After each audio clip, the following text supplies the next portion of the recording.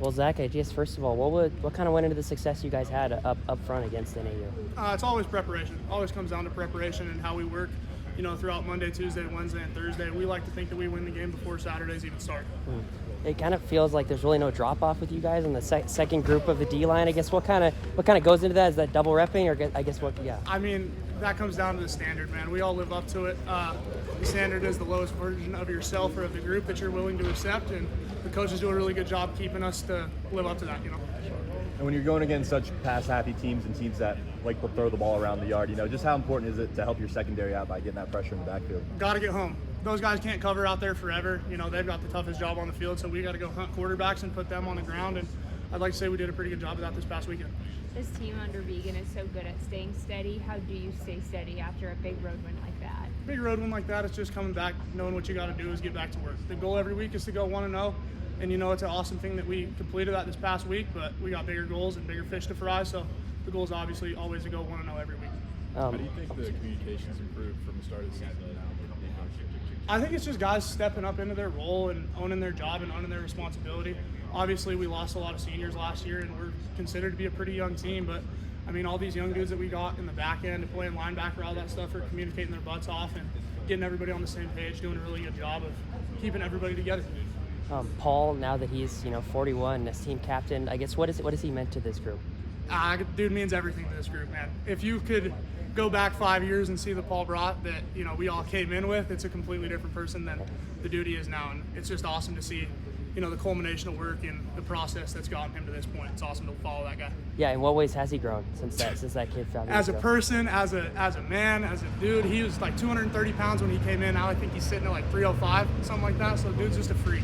Yeah. He's grown a lot since we've been here together. What do you attribute to the depth of your D-line room? What do I attribute to the depth? Yeah, What do you mean by that? What's the biggest cause for the depth, I guess? The biggest cause, sorry, my bad. The biggest cause is just that we all love each other, man. We're all willing to do, take that extra step for the guy next to you, go the extra mile, push a little bit harder, strain a little bit harder, and it just comes down to the love that we have for each other in the room. Hunter is another guy that's Yeah. kind of waiting for his turn and really stepping up this year. What have you seen from him, his growth? Just work, constant work, doing the little things in the dark in there, starting to come to the light seriously this year. Sure. And then, just in terms of stopping the run, how well, just basically you guys have been really good at stopping the run, making teams one-dimensional. How do y'all plan on continue doing that against Idaho State? Just got to keep game planning, keep working, keep putting in the hours. You can't rush the passer and do what you want to do as a defensive lineman if you don't stop the run on first and second down. So the goal is to get to third down and then get that dude on the ground and get us off the field. Sorry, one more on Paul. I know nose tackle is kind of an unsung hero taking on double team stuff. Yeah. What are some of the things that really stands about Paul and what he does for this defense? Like you just said, doing the dirty work. Taking double teams, freeing up dudes like 10 and 34 to come fly in the backfield and make plays, keeping everybody together on the sidelines. The dude's a great motivator. Awesome teammate, awesome friend. He does a really good job of being not the glue guy, but he really is the piece that holds this defense together in the middle. Last 4 games, only giving up 20 points combined. How does that defense kind of view themselves now, maybe best in the conference? Is that kind of the vibe you guys have? Just got to keep working. None of that matters. We just got to keep putting up numbers every week. I know you guys haven't dove too much into Idaho State, but another prolific pass offense with Cook back at quarterback. Obviously, the Grizz came back and beat him. Just your initial thoughts on the Bengals. Good team that we have a lot of respect for. They gave us a good shot last year, so I'm excited to play them. Yeah, what do you remember most, I guess, breaking away late in that game, that Rohan touchdown, that Scotchery touchdown? I know that they put up a heck of a fight to begin with, and we weren't playing our ball. We weren't playing our best ball, and I think we adjusted really well in the second half. Personally, the D-line really just remembers Khabib going down in that game. A lot of us kind of were like, oh, God, we got to step up now. We got to do it for this guy. So that's the biggest thing that sticks out to me was 92 going down.